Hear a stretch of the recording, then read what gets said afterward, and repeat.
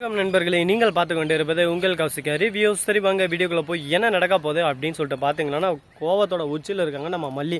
ஏன் எதனால் அப்படின்னு சொல்லிட்டு பார்த்தீங்கன்னா, அவங்க சொல்கிறது எல்லாமே அவங்களுக்கு மட்டும்தான் பொருந்தும். அந்த அளவுக்கு அவங்க ஆக்ரோஷத்தோட உச்சியில் இருக்காங்க. ஏன் எதனால் அப்படின்னு சொல்லிட்டு பார்த்தீங்கன்னா, நம்ம ராஜேஸ்வரி ரொம்பவே இழிவுபடுத்தி பேச ஆரம்பிக்கிறாங்க. என்னடா உன் பொண்டாட்டி இந்த அளவுக்கு கேவலமானவளாக இருக்கா, ஒருத்தரோட குடும்பத்தை அழிக்கிறதுக்கு எந்த எல்லைக்கும் போவாளங்க, இவளால் இனிமேல் அந்த வீட்டிலே வச்சுக்காத, அந்த வீட்டை விட்டு துரத்தியாடுறா ஃபஸ்ட்டு அப்படி இப்படின்னு சொல்லிட்டு வாய்க்கு வந்தபடி பேச ஆரம்பிச்சுறாங்க. என்ன பேசுறது ஏது பேசுறதுன்னு சொல்லிட்டு தெரியாமல் நம்ம மல்லி ஒரு பக்கம் சம கோவமாக திட்டிடுறாங்க. எப்போ பார்த்தாலும் என்னவே எதனா ஒரு குறை சொல்லிருக்கீங்களே, நீங்கள் பண்ணுற தப்பு உங்கள் கண்ணிக்கே தெரியாதா, நான் பண்ணுறது மட்டும் தான் தெரியுதா அப்படி இப்படின்னு சொல்லிட்டு ஒரு பக்கம் ராஜேஸ்வரியை பார்த்து கேள்வி கேட்க ஆரம்பிக்கிறேன். உன் பொண்டாட்டி பார்த்திடா என்னை கேள்வி கேட்க ஆரம்பிச்சிட்டா, நான் என்னடா பண்ணட்டும், இந்த வீட்டில் இருக்கிட்டா வேணாவா, அந்த வீட்டை விட்டு நான் போயிட்டேன், இந்த வீட்டில் இருக்கிறதான பிரச்சனையே, நான் அந்த வீட்டை விட்டு போயிட்டேன், உனக்கு எல்லாமே ஒரு பக்கம் உனக்கே சாதகமாக அடைஞ்சிடல அப்படின்னு சொல்லிட்டு கேட்குறாங்க. இதை கேட்டதும் என்ன பதில் சொல்கிறதுன்னு சொல்லிட்டு தெரியாமல் ஒரு பக்கம் வாய் அடித்து போய் மௌனமே சிறந்ததுன்னு சொல்லிட்டு மௌனத்தோடய போயிடுறாங்க. ஆமாங்க, நம்ம மல்லி இருந்துன்னு சைலண்ட்டாகவே அவங்க வேலை உண்டு அவங்க உண்டுன்னு சொல்லிட்டு கிளம்பிடுறாங்க.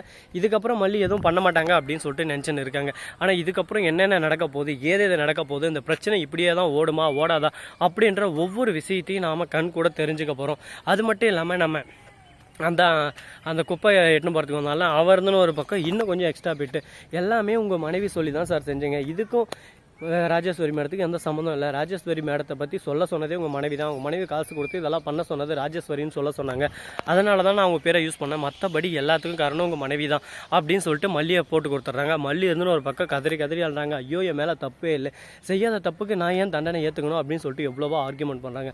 ஆனால் ஆர்கியூமெண்ட் அங்கே வேலைக்கு ஆகலைங்க. ஏன்னா நம்ம பண்ணுற ஆர்கியூமெண்ட் நமக்கு மட்டும்தான் அது கரெக்டாக இருக்கும், மற்றவங்களுக்கு அது தப்பாக தான் இருக்கும். அதனால் அந்த இடத்துல அது வேலைக்கு ஆகலை. அதனால் அதை இதோட முடிச்சிடலான்னு சொல்லிட்டு ஒரு முடிவு எடுக்கிறாங்க. இதுக்கப்புறம் என்ன பண்ண போகிறாங்க, ஏது பண்ண போகிறாங்க, இந்த பிரச்சனை இப்படியே தான் தொடர போதா அப்படின்ற ஒவ்வொரு விஷயத்தையும் நம்ம கண் கூட தெரிஞ்சுக்க தான் போகிறோம். அதுக்கப்புறம் நீங்களும் ஒரு பக்கம் பார்க்க தான் போகிறீங்க. சரி போனது போச்சு, நடந்துச்சு, அடுத்து என்ன பண்ணலாம் ஏது பண்ணலாம் அப்படின்னு சொல்லிட்டு பார்த்தீங்கன்னா, நம்ம மல்லி இருக்காங்களா அவங்க இருந்து கோவத்தோட உச்சியில் இருக்காங்க. எதுக்காக அப்படின்னு சொல்லிட்டு பார்த்தீங்கன்னா, விஜய் எதுன்னு ஒரு பக்கம் மல்லிக்கு எந்த ஒரு சப்போர்ட்டும் அவர் பக்கம் அவர் சைடு இருந்து தரலைங்க. அவர் ஒரே வார்த்தை, மல்லி நீ பண்ணது தான் தப்பு, இல்லை ராஜேஸ்வரி பண்ணதான் தான் தப்புன்னு சொல்லி தான் ஆக்கும், எங்கள் அக்கா கிட்ட இந்த மாதிரி பேசுகிற வேலை வச்சுக்காத, பெரியவங்களுக்கு மரியாதை கூட, அவங்க சொல்கிறத கேட்டு நடு, அதை விட்டு அவங்கள எடுத்து பேசினு இருக்காத, ஒழுங்காக வீட்டுக்குள்ளே போ அப்படின்னு சொல்லிட்டு திட்டி அனுப்பிடுறாரு. என்னடா நம்ம தப்பு செஞ்சோம்ல இல்லையான்னு சொல்லிட்டு அந்த இடத்துல நம்ம கேட்கறதுக்கே ஒரு நாதி இல்லையே, நம்மளை கேட்காமே ஒரு பக்கம் இந்த மாதிரி பண்ணிட்டு போகிறாங்களே அப்படின்னு சொல்லிட்டு ரொம்பவே ஆக்ரோஷப்பட ஆரம்பிக்கிறாங்க. இதுக்கு மேலே அங்கே படுறதுக்கு ஒன்றுமே இல்லை அப்படின்னு சொல்லிட்டு கோவத்தோட உச்சியில் இருக்கும் போது தான் இதுக்கப்புறம் எதனா ஒரு விஷயம் நமக்குன்னு கிடைக்கும் அப்படின்னு சொல்லிட்டு போராட்டத்தோட உச்சியில் இருக்காங்க. இதுக்கப்புறம் என்ன பண்ண போகிறாங்க ஏது பண்ண போகிறாங்க அப்படின்ற ஒவ்வொரு விஷயத்தையும் தெரிஞ்சுக்க தான் போகிறாங்க.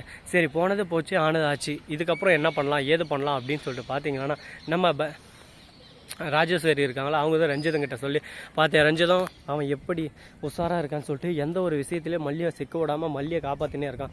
அந்த ராஜேஸ்வரிக்கே புரிஞ்சிருக்கு, என்னடா இந்த அளவுக்கு ஒரு பக்கம் எஃபர்ட் போட்டு நம்மளை காப்பாற்றுறதுக்கு இந்த அளவுக்கு ஒரு பக்கம் போராடுறாங்க, ஆனால் நாம் இருந்து இவங்களுக்கால எதுவுமே செய்யலையே அப்படின்னு சொல்லிட்டு யோசிக்க ஆரம்பிக்கிறாங்க. இதுதாங்க உண்மை.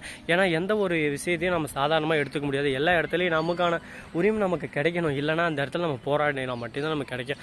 போராட்டன்றதே வேஸ்ட்டுன்னு சொல்லிட்டு எனக்கு இன்றைக்கி தாங்க புரிய வச்சு. ஏன்னா போராட்டம் பண்ணுறதுனால ஒன்றும் நடக்க போதில்லை, ரெண்டு பேருக்குள்ளே வாக்குவாதம் வரும், அது அப்புறம் நார்மலாக இதாகும், மற்றபடி அந்த இடத்துல ஒரு யூஸும் இல்லை. அந்த இடத்துல நம்ம மௌனமாக போயிட்டா அந்த விஷயமே முடிஞ்சு போயிடும். வாக்குவாதன்ற ஒரு விஷயமே அந்த இடத்துல வராதிங்க.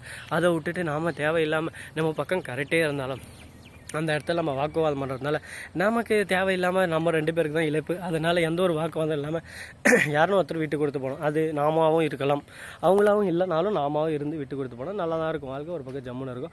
அப்படி போனாலும் ஒரு சிலர் நம்மக்கிட்ட வந்து திரும்ப பேச சொன்னால் அவங்க வந்து ஓவராக பர்ஃபார்மன்ஸ் பண்ணுவாங்க. அந்த பர்ஃபார்மன்ஸ் எல்லாம் ஒரு பக்கம் கடுப்பேறும், என்னங்க பண்ணுறது, எல்லாத்தையும் ஒரு பக்கம் தாங்கிக்கிட்டு ஒரு பக்கம் போய் தான் ஆகணும். வாழ்க்கைன்னா அந்த மாதிரி கஷ்டம் நஷ்டம் எல்லாமே வருதானே வரும். பிடிச்சவங்களுக்காக எல்லாத்தையும் விட்டு கொடுக்குறது தப்பு இல்லைன்ற மாதிரி தான் ஒரு பக்கம் போயின்னு இருக்குது நம்ம மல்லி. சரி இதுக்கு மேலே என்ன பண்ண போகிறாங்க ஏது பண்ண போகிறாங்க, நம்ம ரஞ்சிதா வந்துன்னு ராஜேஸ்வரி பேச்சு கேட்டு பேசுவாங்களா பேச மாட்டாங்களா, இல்லை அவங்கக்கிட்ட என்னென்ன பண்ண போகிறாங்க ஏது பண்ண போகிறாங்க அப்படின்ற ஒவ்வொரு விஷயத்தையும் நம்ம கண் கூட தெரிஞ்சுக்க போகிறோம். அது மட்டும் இல்லாமல் இன்னும் நிறைய இன்ட்ரெஸ்டிங்கான விஷயங்கள் இந்த இடத்துல ஓடிட்டே இருக்குது. அது எல்லாத்தையும் நம்ம பார்க்க தான் போகிறோம், பார்த்து எல்லாத்தையும் தெரிஞ்சுக்க தான் போகிறோம். பார்ப்போம் ஒன்று ஒன்றா பார்த்து என்னென்ன பண்ண போகிறோம் ஏது பண்ண போகிறோம்னு சொல்லிட்டு அப்படின்னு சொல்லிட்டு தெரிஞ்சுக்கிட்டு இதுக்கு மேலே என்ன பண்ணலாம் ஏது பண்ணலாம் அப்படின்ற விஷயத்தெல்லாம் ஒரு பக்கம் நாம் எந்த ஒரு இதுவும் இல்லாமல் ஃபிஸிக்கல் இல்லாமல் ஒரு பக்கம் சுமூகமாக முடிக்கிறதுக்கு நம்மளால் முடிஞ்ச எஃபெக்டை போட்டு நாம் எல்லாத்தையும் செஞ்சு பார்ப்போம். சரி நண்பர்களே, இது மட்டும் இல்லாமல் நம்ம ரோஜா சீரியல் இருக்குல்ல, அதாவது மல்லி சீரியல், இதில் வந்து புதுசாக ஒரு கேரக்டர் என்ட்ரி ஆக போகிறாங்க. யார் என்ன, எவரு என்ன, லொட்டு லொசுக்கு அப்படின்ற ஒவ்வொரு விஷயத்தையும் நீங்கள் கண் கூட தெரிஞ்சுக்க தான் போகிறீங்க. அது யாராக இருக்கும் எவராக இருக்குன்னு சொல்லிட்டு யாருக்கும் தெரியாதுங்க. ஆனால் கூடிய சீக்கிரம் கூடிய வரவில் தெரிய வரப்போகுது. அப்போ நீங்கள் பார்த்து ஒரு பக்கம் தெரிஞ்சுக்க தான் போகிறீங்க. சரி, என்ன ஏது எவன்றது எல்லாத்தையும் பொறுமையாக பார்த்து தெரிஞ்சுக்கலாம். இந்த வீடியோ உங்களுக்கு பிடிச்சிருந்தா லைக் பண்ணுங்கள், கமெண்ட் பண்ணுங்கள், ஷேர் பண்ணுங்கள், டிண்டிங் பெல்லை தட்டி விட்டு போங்க. அப்போ தான் நாம் போகிற அடுத்த வீடியோ உங்களுக்கு உடனுக்குடன் வரும். மிக்க நன்றி.